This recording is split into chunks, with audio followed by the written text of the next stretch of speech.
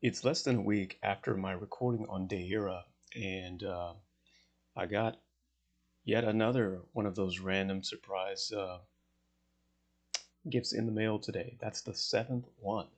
So I'm about to do something over here on my other screen, which I think will be informative for anybody who's interested in uh, getting better at astro hacking, because that's actually really easy to do. But so here's what I'm looking at. Right now, these are my asteroids. I'll get to this in a second. This is my stats, my word mining association on these asteroids. Um, but let me tell you what the basic issue is. I'm trying to find the asteroid which is associated with something like home improvement. And that's because I'm looking at a particular area of my chart, Capricorn 8, and I'm trying to trigger it on purpose. And I happen to know that there's a so Capricorn 8 is basically influence in an institution. I'm trying to trigger that one, and I've already kind of seen how to trigger, getting a paycheck randomly from nowhere. And like I said, I got my seventh one today because I'm still using that Astrohack. And that's because I know how to trigger it in my chart. That is, I know the cluster that I use in order to do it. Incidentally, if you want to know which cluster that was, it's this one.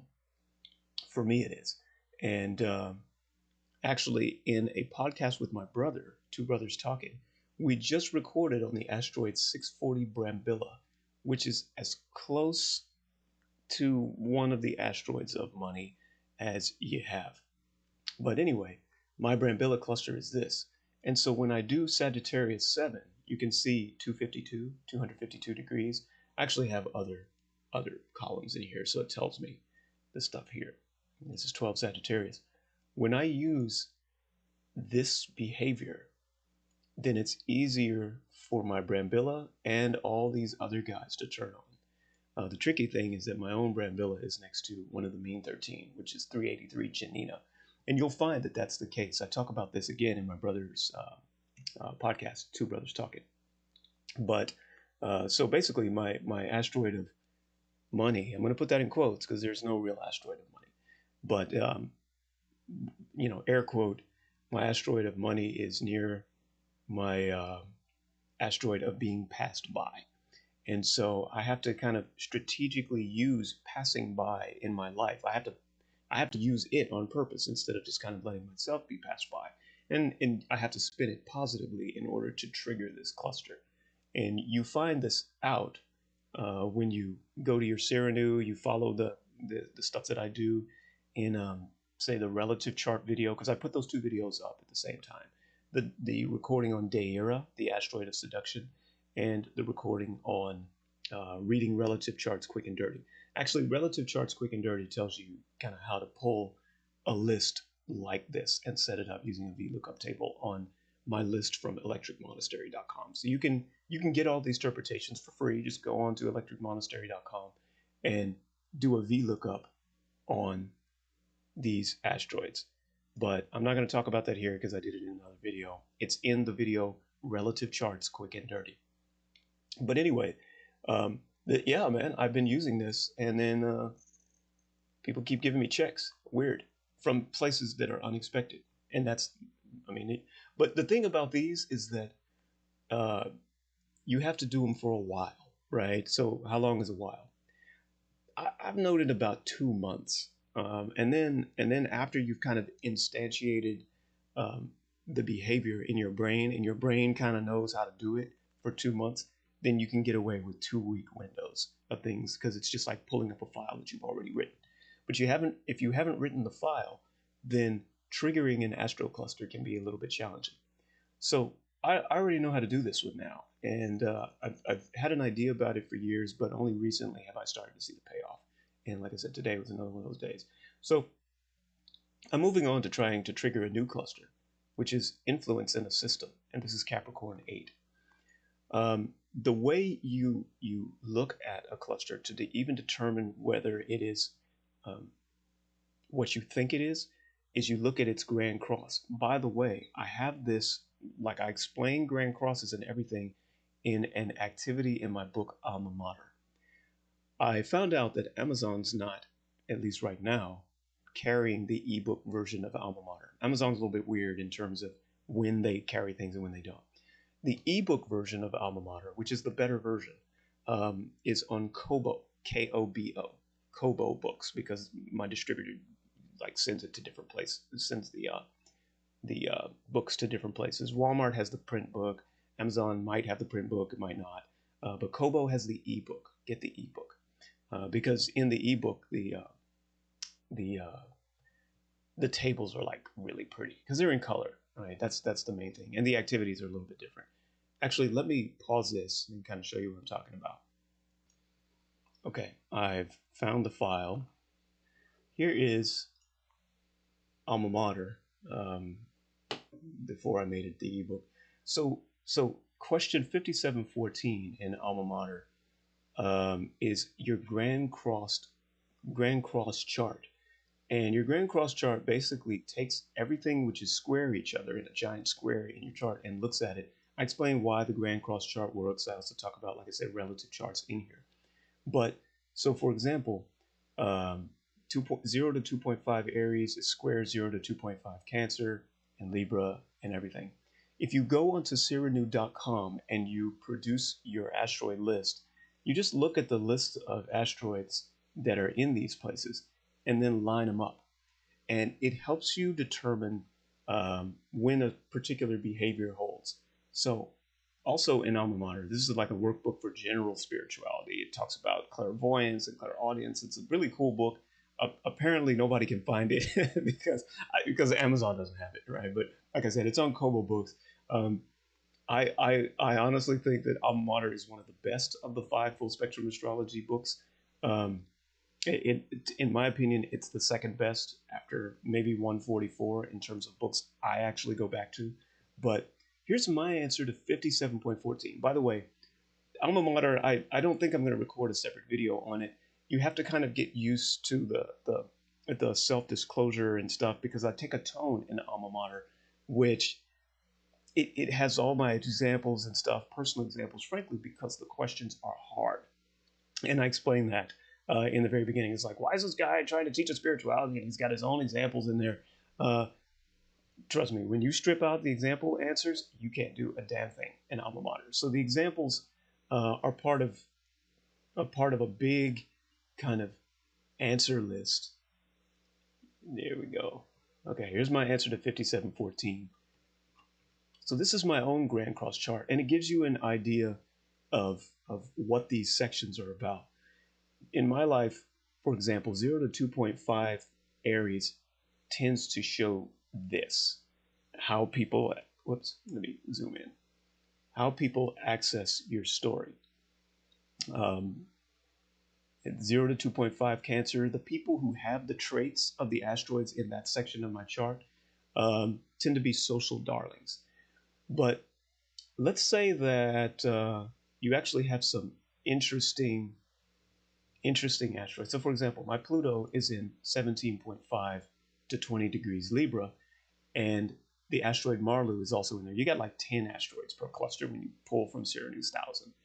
But these are examples, and I asked myself, who do I know, or what kind of trait do I display that shows social pressure and the greatest riches you could possibly give?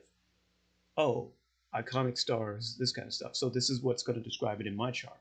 And again, Alma Mater explains how to read this and how to understand it. But the purpose of this book is not to plug, the purpose of this video is not to plug Alma Mater. It's to tell you how the Grand Cross groups work. The idea is that you'll have some asteroids sitting in some place, another set of asteroids square to those, and then you can ask yourself whether you're doing, well, you can ask yourself which of these things you tend to do when you're doing any one of them. And when you're in that situation, it becomes a Grand Cross. I'm doing something, I'm watching something in opposition, I don't have the ability to do something square, and I have the intention of doing something in the opposite square. So you read them that way. Anyway, it's getting a little bit complicated for the video. So I'm going to go ahead and just move back. But the idea is that get your asteroids which are square to each other, and then use them to form conclusions about these other guys. Okay, so I know that Capricorn 8 is part of the 32 group, and if I were to pull them up only by themselves in my little chart here, you probably wouldn't be able to do this because you have to do some splits and some other things. But you can still kind of say, okay, Capricorn 8, Libra 8, Aries 8. So when I'm trying to activate my Capricorn 8, or I'm thinking about people who have this trait, then I find that I'm interacting with these other clusters as well. And while I'm doing this, I noted that my same attitude, okay, so here's the key part as far as astrohacking is concerned. My same attitude towards these people or this goal, look at this one, the mean 13 Hamiltonia, potential leadership role tempered by difficulties in your personality. What other thing in my life has that happened? It's home improvement. Because what I'm trying to do is find an obvious trigger. This cluster of asteroids, harmony and relationships, the masses, these are abstract, so it's harder to tell when I'm using my Capricorn 8. I need something a little bit more obvious. I have tons of painting and fixing and things that I need to do to my house. And every time I think about it, I'm like, oh, and it's the same attitude I have towards power in a system. Oh, that kind of thing. So I would like to find the asteroid of home improvement. it's so stupid, but it works because in order to know when you're using any of these clusters, you really have to have a kind of anchor asteroid. Getting back to my Brambilla cluster that I just showed you, I wasn't really able, let me kind of move up here. I wasn't really able to identify that cluster until I say, here's the Brambilla cluster, right? And once upon a time, I didn't know how to trigger it. I found out how to trigger it because of Janina. Janina is the asteroid of being passed by. And so when I was obviously being passed by or passing somebody else by, I knew that my Brambilla cluster was at work. And so I have to observe that situation carefully and then trigger that situation of my own accord. Okay? So what you're looking for when you want something to happen, either this asteroid, or not this, but any particular asteroid, or the cluster, what you're after is an obvious one that's easy to see, where it's easy to see when it's working. Okay? So getting back to the task at hand, again, the purpose of this video is to just kind of show you how one learns the triggers for a section of his or her chart in order to hack on purpose. Because I'm telling you, all you need to do is just read the asteroid, right? But most of the battle is knowing when you're doing a particular thing. So anyway, these are hard. These are abstract, and I can't really think about these things so easily. I can't really know when I'm using them. But home improvement, I can. Here's how I do it. And I'm doing this live because I don't know of such an asteroid. I'm going to click over to the chart of my girlfriend because she has, anyway, let me get out of this one here. Get back over to mine. Okay, so this is my girlfriend's chart, and this is my chart. Okay, so I'm gonna go over to my Capricorn 8, which is somewhere down here. Oh, this is the 21,000 from Serenade, so this is kind of crazy. And the first thing I ask is, by the way, why am I on the 21,000? Because when you subscribe to Serenade, they spit out now 24,000 different numbered asteroids. I don't happen to know whether any of these is also the asteroid of home improvement. That's my problem. Okay, but I do know something about when she was working on her house. And so I have a chart with both her asteroids and mine. See here. Okay. And somewhere in here, I'm going to have more options for the Capricorn 8s.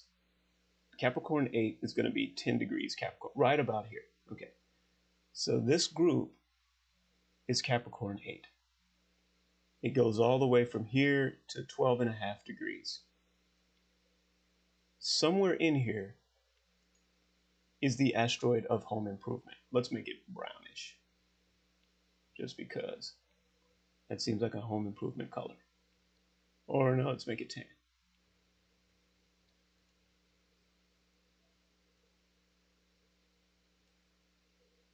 There we go.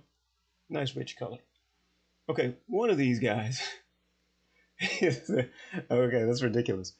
But um, the next thing I need to do is probably pause this video and think about her efforts when she was doing some stuff around her house. What was she like? Like, what was her personality? Why did she do it?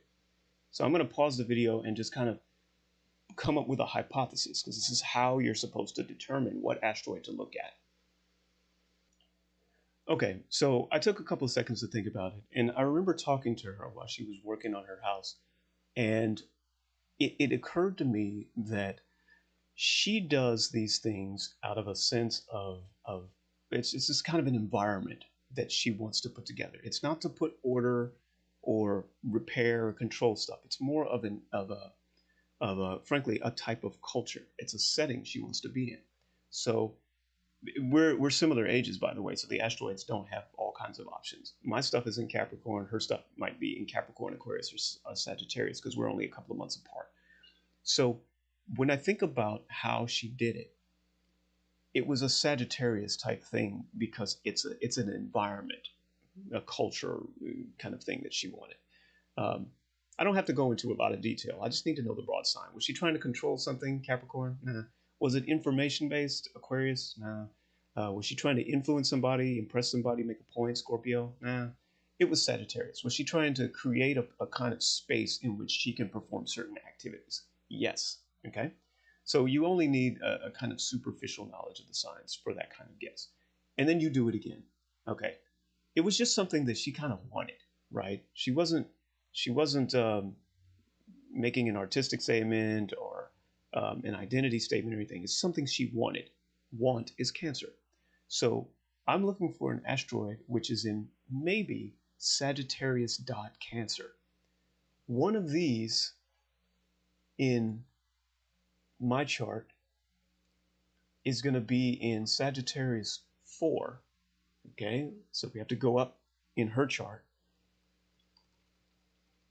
We're still in Capricorn here. Okay, I remind you, these things go backwards. 29 degrees up for 2.5 degrees, all the way through 27.5 is Sagittarius 1. 27.5. It's 27 degrees and 30 minutes. That's Sagittarius 1. Starting here is Sagittarius 2. And it goes all the way up through 25 degrees, because remember, these are in 2.5 degree slices, because we've chopped 30 degrees into 12 subsigns. Okay? Right through here is Sagittarius 2. From around here through 22.5 degrees, 22.5, 22 and a half. There it is, 22:30. Remember, I'm using decimals when I'm speaking to you, but it's actually degrees and minutes on the chart. Okay, so this here, from 22.5 through 20 degrees Sagittarius, is Sagittarius 1. Right there. No, sorry, I said Sagittarius 1. My bad. It's Sagittarius 4. Okay, there we go. So this is where, yeah, so this is where her stuff is. And I want to look for the asteroid that is in here and in this other place. So here's how I'm going to do it. I'm going to just come up and put a filter on this. I'm going to go all the way, because I'm feeling lazy right here. I'm going to go just, I don't know, quick and dirty.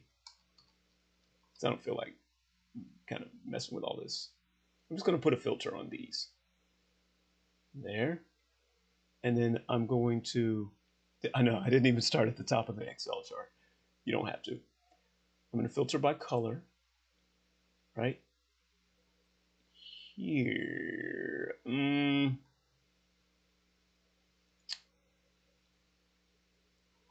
how about this? Let me filter these. This is just temporary. I just want to see what's in here. There.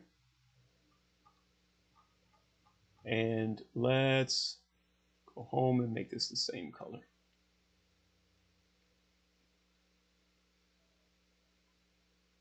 Okay, so now if I filter by color on this guy, then I get her stuff and my stuff.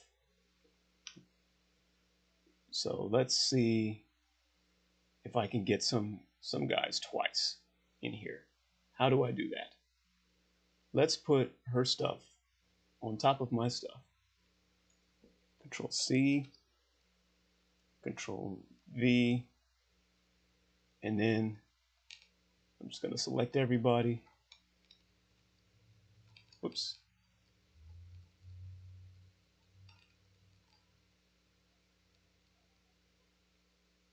Right here. Okay, Control C. Control N, let's just start a new Excel book. Go like this. And then, how about some counts? Pivot table. Table range. Here. And then I'll just do this. And let's see if I can, the counts. Anybody in here pop up twice? Doesn't look like it. Okay. Well, yeah, that's a fail. Maybe it's, I had to pause really quickly just to kind of gather my wits about me to come up with a backup plan. So maybe it's not those. Maybe it's somewhere else, like, I don't know, her Capricorn 4. Well, anyway, let me do this another way, because there is a way you can kind of mix these two. I'm just going to filter myself into her chart. Maybe it's this. No, it's not that one. Okay, I paused the recording and I had to do some more thinking. I actually figured out the second way that you do this. So it was good that we failed, because the first thing I did was look for overlap between her section and my section. But it turns out that because there was no overlap, I may have gotten the wrong section. So I came over to her chart separately. And what I started doing was, and again, it's good that we did both methods, because you actually used both methods for astrohacking. What I did was I started in her Sagittarius 4, and I started counting down. So I said to myself, well, I guess that asteroid was in here, but we don't have any overlap. So I counted up a little bit, and I said, does this cluster describe how she was when she was working on her floors? How about this? No, how about this? And then I just started aggregating. I said, you know, these different asteroids, did this describe her when she was working on her floors? How about this? How about this? So eventually I came to this one, Capricorn 9. Just different goals, self-value, you know, creative stuff.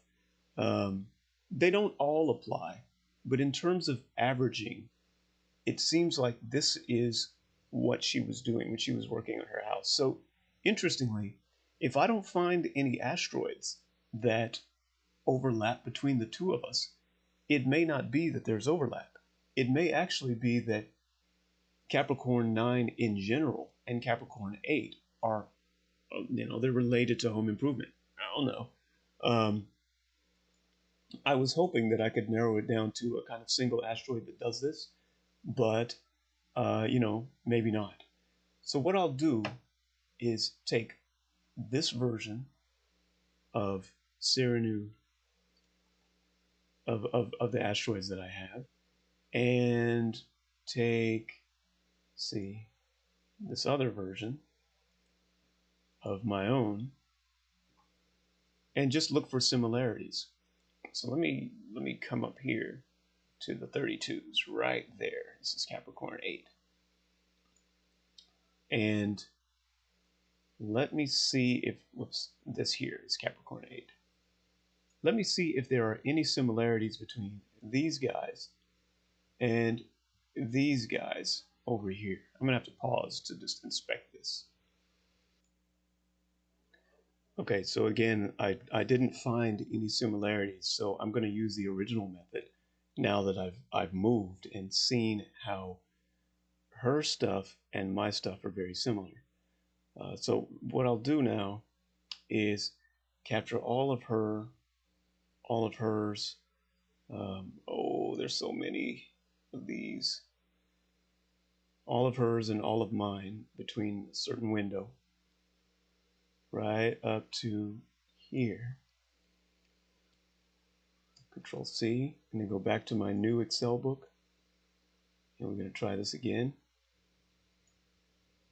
Paste. And these were hers. And I want to capture her 7.5 through her 10s, which is her, Control C, which is her Capricorn 9. And I want to capture my Capricorn 8s, which is my Capricorn 10 through 12.5. Here through here.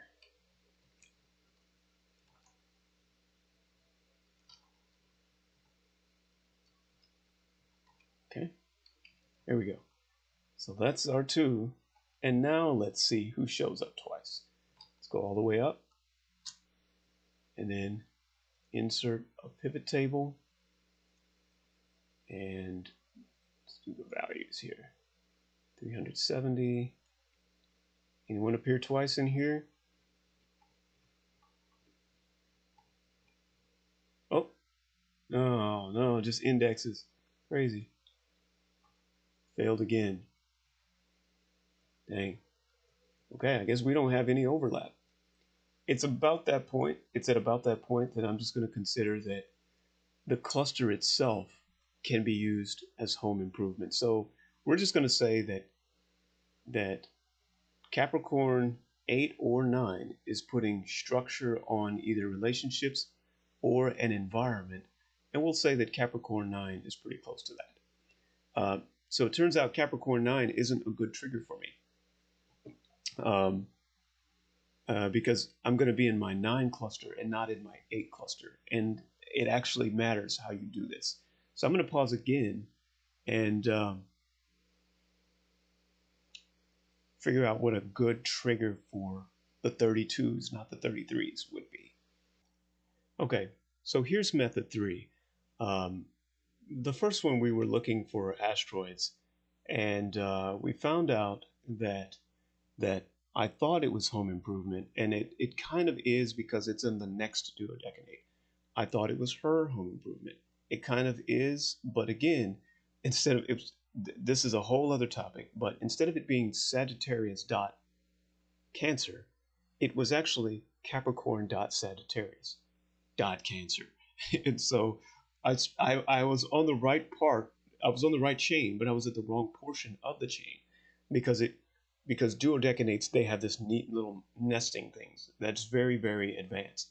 And so you would think, oh man, you were totally off because you thought it was Sagittarius dot Cancer. I wasn't totally off. It actually put a Capricorn on top of that Sagittarius, and it was still in the same chain. So anyway, you'll find that out as you start working with these. So I got the duodecanate wrong. And then I got the significator wrong. So the significator was, oh, home improvement is tied to my Capricorn 8. So what I did when I paused it just now is I said,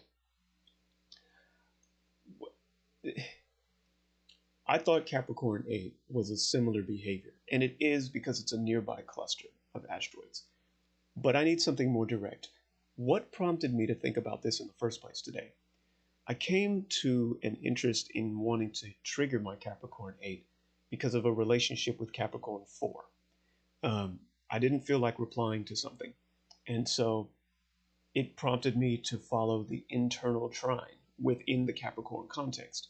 So while I'm doing Capricorn structuring things, I thought of Cancer.Scorpio.Pisces, right? I thought of the relationship between those. And thinking of Capricorn 4 reminded me of Capricorn 12. And thinking of Capricorn 12 reminded me of Capricorn 8. But ultimately, when I considered that whole space, it had to do with people not replying, including me, being flaky or whatever. It had to do with being remembered. These are the 4 and the 12 respectively. And it had to do with influencing people. And when I thought about who I know that doesn't reply to stuff, including me nowadays, I used to not be able to stand it until I found myself doing it, because it actually builds up my chart. It builds up my wealth, frankly, to not respond.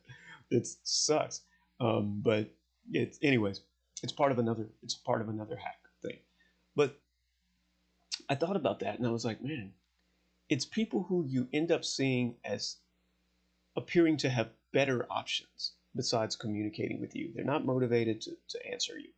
They've got other things, and often other relationships. In fact, when I look at my Capricorn 8, I end up with this one here, the mean 13 Hamiltonia. And this is where you need a partnership, right? So this person appears to have better options than you do. Than you.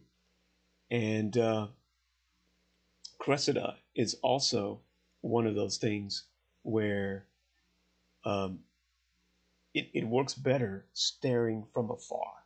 Not staring from afar, but watching the event unfold from afar, like vicarious stuff.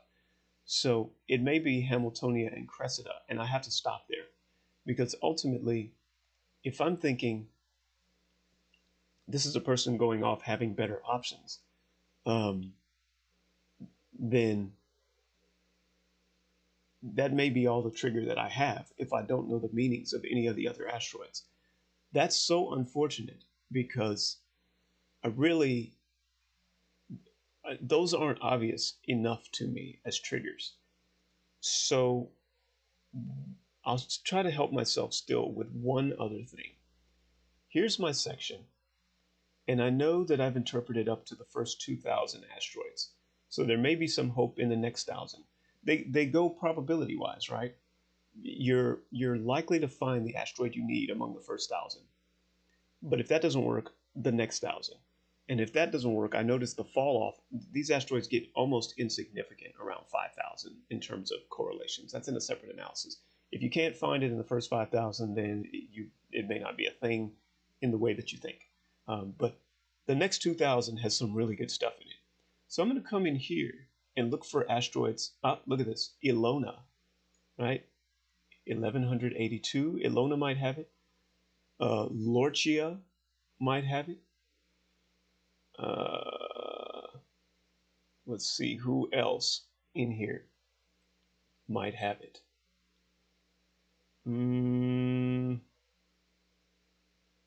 At a glance, I'm not seeing anyone else in the next 2,000 going south. Let's mark these with orange. And let's see who else might have it. I'm running out. We're getting to 10. Oh, Sundmania. Sandrine. Okay. And oh, Aulu.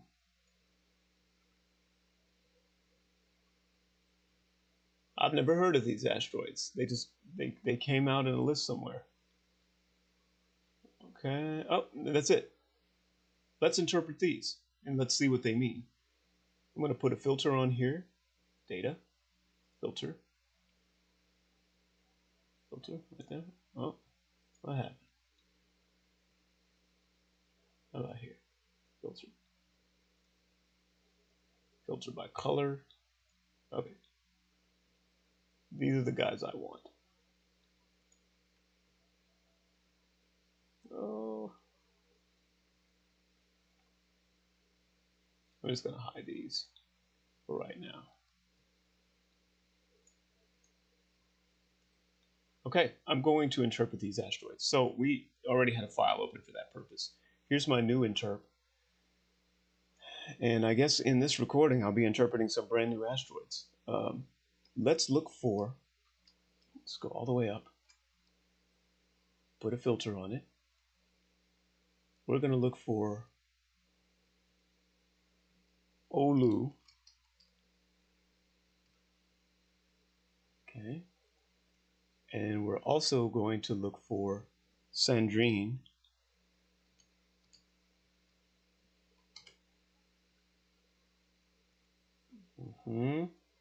Add it to selection. We'll look for Sundamania. Add it to selection. We'll look for Ilona. Add it to selection. And we'll look for Lorcia.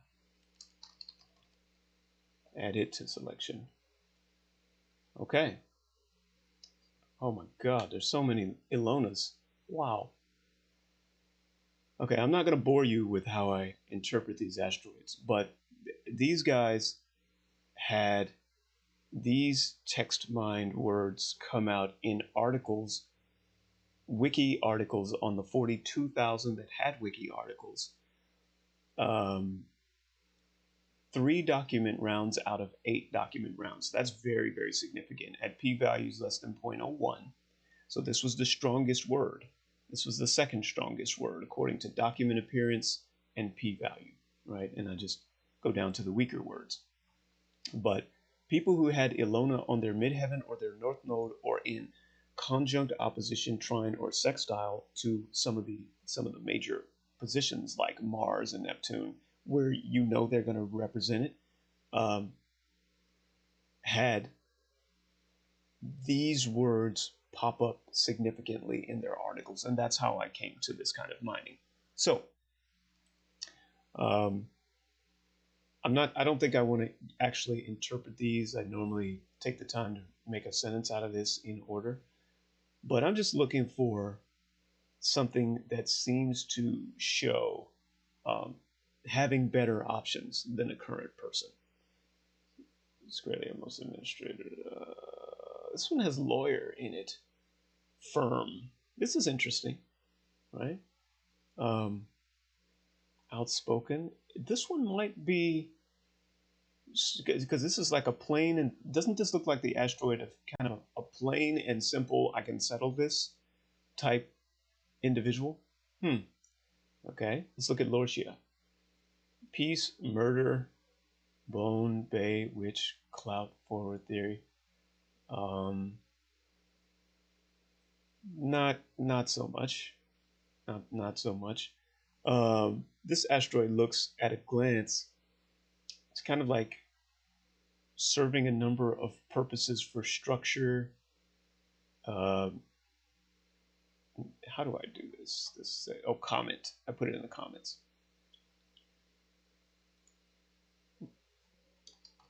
Related to serving a number of final purposes towards a structure. Okay. All right. Something like that. Hard and squarely. Yeah. How about Olu? Hope, escape, witness. Interesting. Uh, Counting, development. Oh, I like that.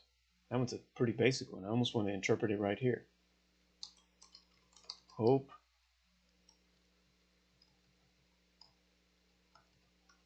escape, witnesses, counting, development. And then there's more to it. Challenge, to challenge the amount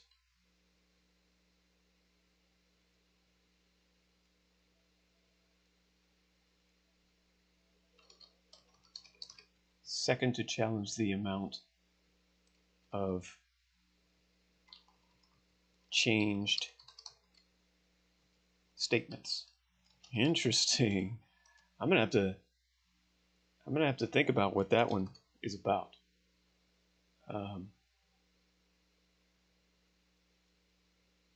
Statements. Yeah, wow. Let me think about that one. I also saw Sandrine just sitting there, so I did that one as well. So this one, when you just read it, hope, escape, witnesses, counting, development of second, to challenge the amount of changed statements.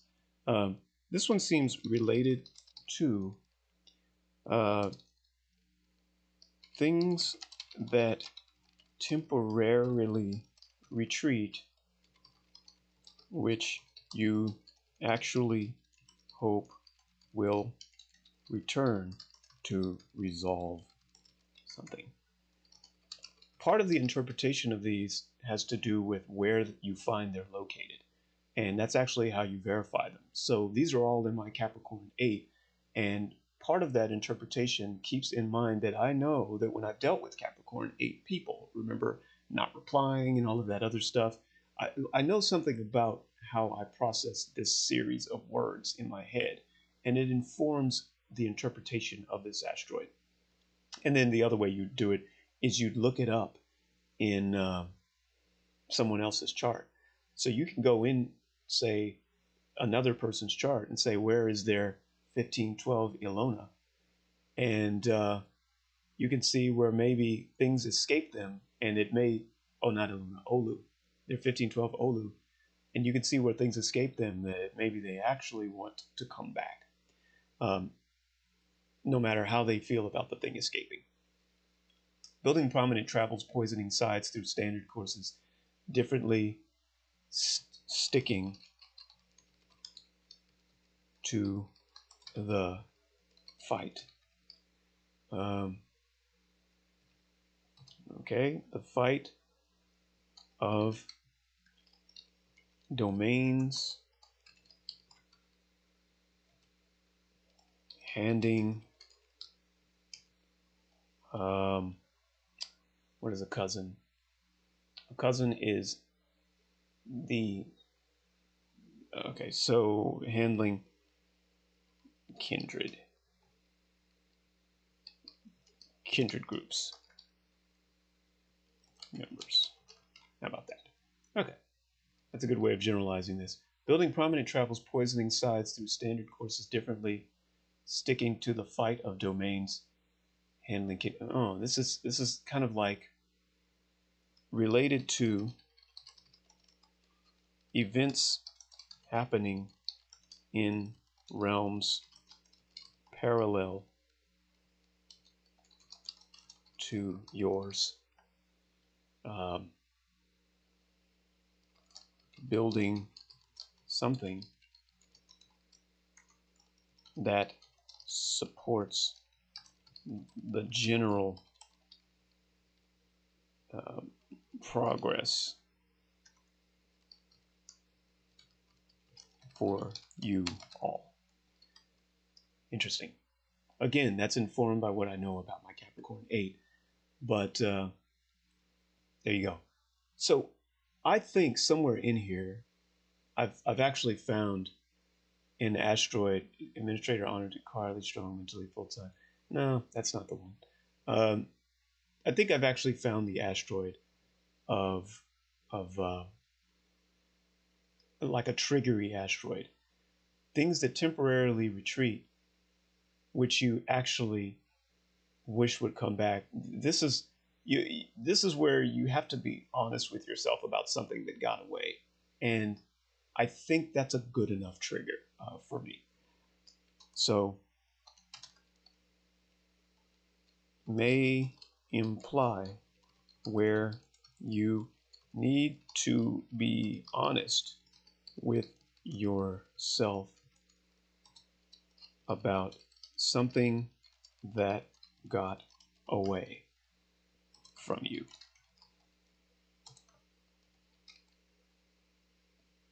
Do you actually still want it?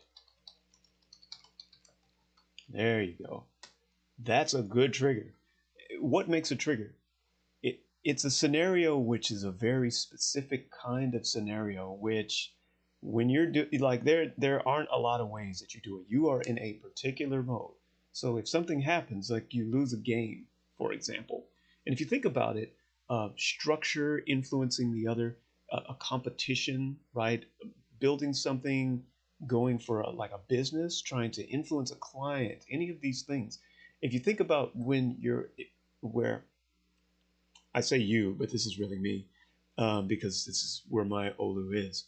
But when I think about those and it gets away from me, usually I'm like, okay, it's not going to be a big deal. But I think subconsciously it bothers the mess out of me, especially as a Scorpio, because this is Capricorn 8, right? And it's basically Capricorn.Scorpio. So if I find that something got away, and on the surface I'm kind of like, well, it's no big deal.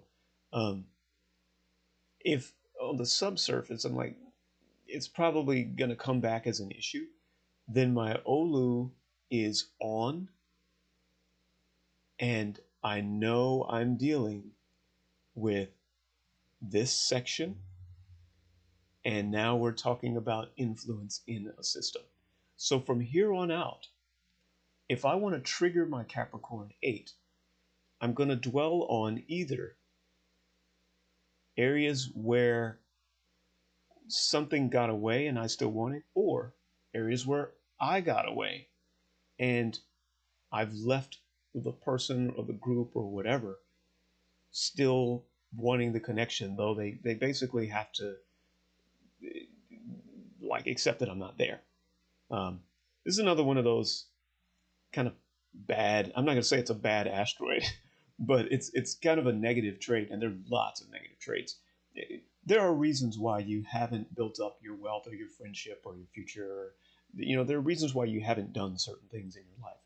Astrologically, it often means that those things are sitting next to some uncomfortable areas. Just by and large, I mean, you just find this. Your bucket list of goals that you haven't really pursued, it might be 20 different kinds of things between job and family, and you wish you traveled here, and you wish that the boss hadn't done this, or this friend hadn't gone this way. You're right. Your subconscious bucket list of things that you wish had gone otherwise. The indicators of those events in your chart are often right next to stuff that is negative. And the reason they didn't go the other way is because they were sitting right next to some things that you didn't want to touch. Duh, right? So the more you start, I found this, the more you start trying to address certain things that you have historically been unable to address, the more likely you are to find that those things are sitting next to bad stuff or uncomfortable stuff. It is your job, and again, I talk about this in Alma Mater, it is your job to make that bad stuff positive, to use the positive manifestation of it. Every one of these asteroids can be done by somebody who loves those things, right? You hate to say that maybe there's an asteroid of murder. I don't know about all that. There are probably several asteroids of like tension and tension-inspired disappearance. So they're effectively the asteroid of murder, just like Brambilla is effectively the asteroid of money.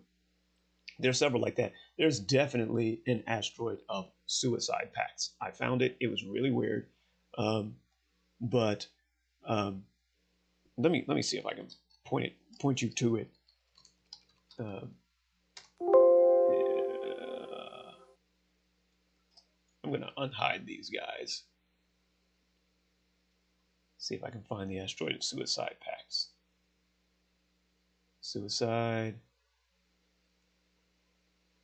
Bellerophon. It was like a group thing. It was, man. I don't know, maybe it's in here somewhere in my interpretations. Guess not. Well, anyways,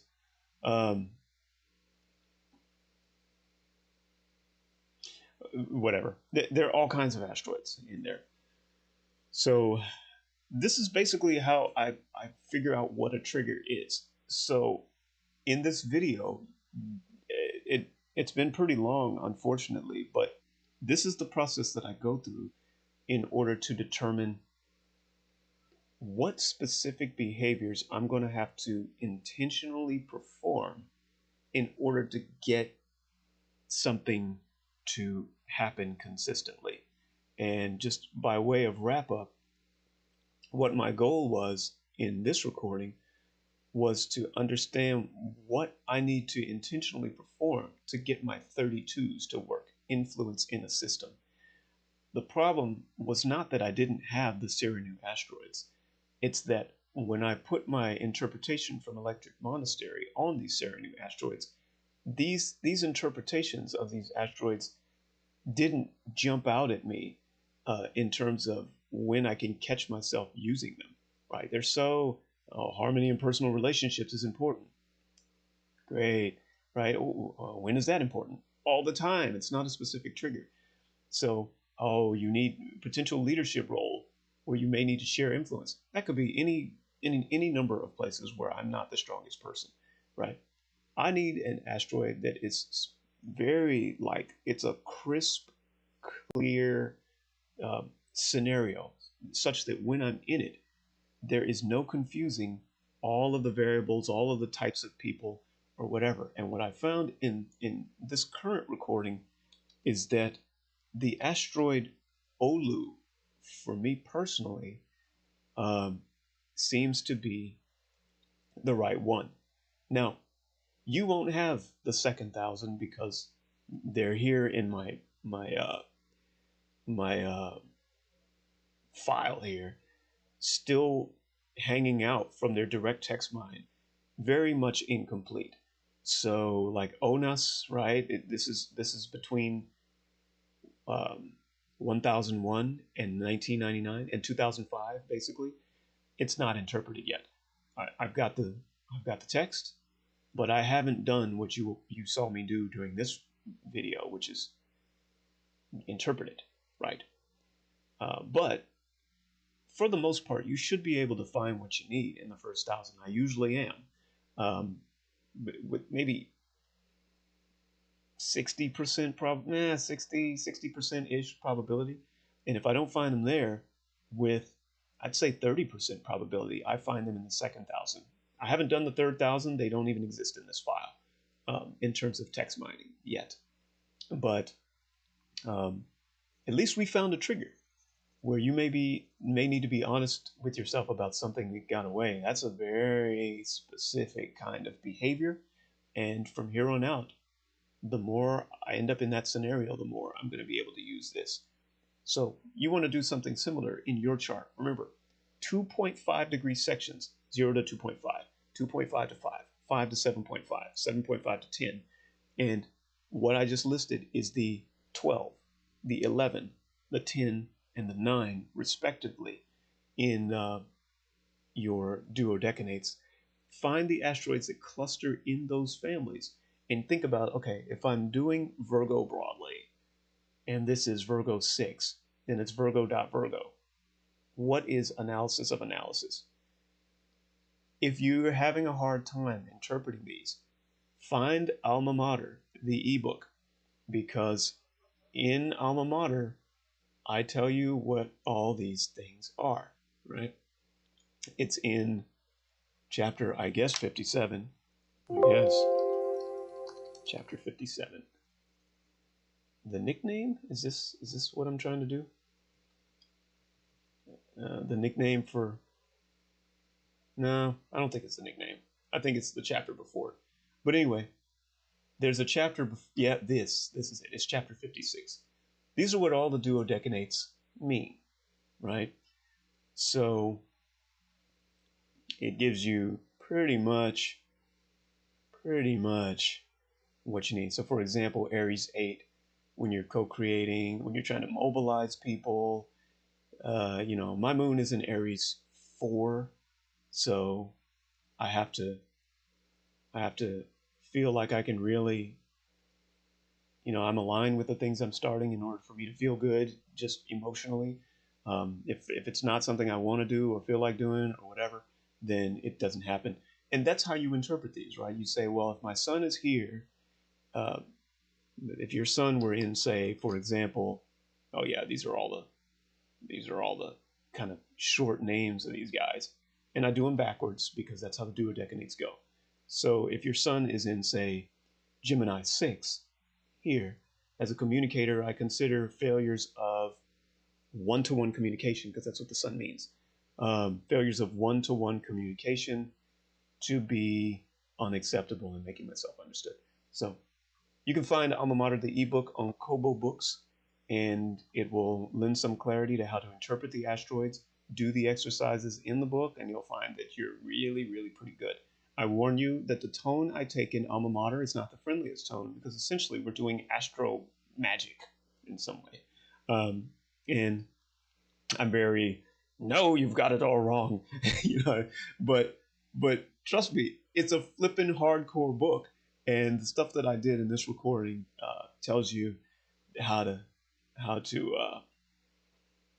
kind of understand stuff. I really don't feel like recording a video on Alma Mater because it took quite a while to write and it's all in there.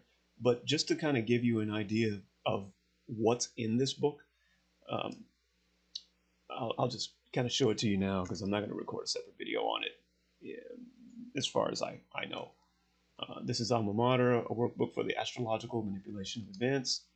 And this is about how to think about different dimensions, which we don't do, but you can totally do it, exist in multiple dimensions. And by the time you finish this chapter, you'll believe that you can. Handling psychic senses in the sphere and how to handle conflict. There's some, like I said, there's some personal stuff in there. It's not there because I'm so special. It's there because when you're going through all of this and you start seeing different dimensions of things, your relationships may get messed up in some places just because you finally have to kind of look at a truth behind them. And chapters 49 through 50 are what you do with that truth. Some interesting stuff on here and here, friends in the past. This is all practice. Um, I'm pretty good at claircognizance and clairaudience, and it took a long time to develop that stuff. It's kind of how I get answers on how to model systems and basically write these books. But there are practice activities in there for how to do all that. This one's funny, but it's legit. I'm telling you, I don't do BS. So when you read it, know that you can really learn some stuff because I don't do hocus pocus. It actually does have kind of a science to it. But yeah, this is Alma Mater. If you were wondering kind of what was going on in this video, I don't quite get it. Go to Kobo Books and you can find the ebook. If you don't want the ebook, you can go to Walmart and find the print book. There are so many activities in this book.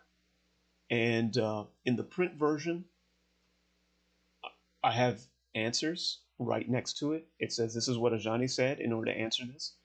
But in the e-version, you have to click on the example in order to get what my answer was. Why? I mean, well, look at this. Look at this question. Let's say that you're list the words which in your mind are the opposite of each of your disrespect words. It's like, well, hot's the opposite of cold. That is not what I'm looking for. And so I have to tell you, in order to develop the psychic senses, there's specific kinds of things that I'm looking for. And so in Alma Mater, you have kind of the stuff that I would have wanted you to go into detail on in your own psychology in order to, really develop these. But lots and lots and lots of examples. And if you don't like the examples because they're biasing you, cover them up. But without these, you'd have a book full of hot is the opposite of cold, short is the opposite of tall. And for squares and oppositions and stuff, that's not going to be good enough at all. So alma mater is a very strict kind of book on on developing intuition. There is no book like it. I'm not trying to plug it, but I'm telling you, I wrote the book because there was nothing like it teaching clairvoyance and astrohacking and claircognizance and all kinds of stuff. No book like it anywhere, just like the rest of the Full Spectrum Astrology series. So, if you want to do more of this stuff that we're doing in here, then I urge you to pick up this book. And that section on relative charts, quick and dirty, by the way. Relative charts. Yeah, how to read the relative charts. Relative charts. And I think I mentioned vertex in there. It's not that. Looking for, oh yeah, here we are. The major axes. Yeah, this tells you how to kind of look at people as if they're events, how to tell the difference between the kind of charts that you're looking at, where to list major axes and read stuff on your friends and fill in the blank. This is how you do it. I mean, lots and lots of like crazy numbers of examples in this book for how to get real hardcore. This is probably the most effective table, I think, for seeing relative charts in action. In that video, Quick and Dirty, I looked at ascendant, descendant, midheaven, Imum Coli, vertex, and part of fortune. And here I give you an example of like reading your friends as if they're events and everything. Okay, anyway, so that's enough of that. Let's go ahead and stop this video.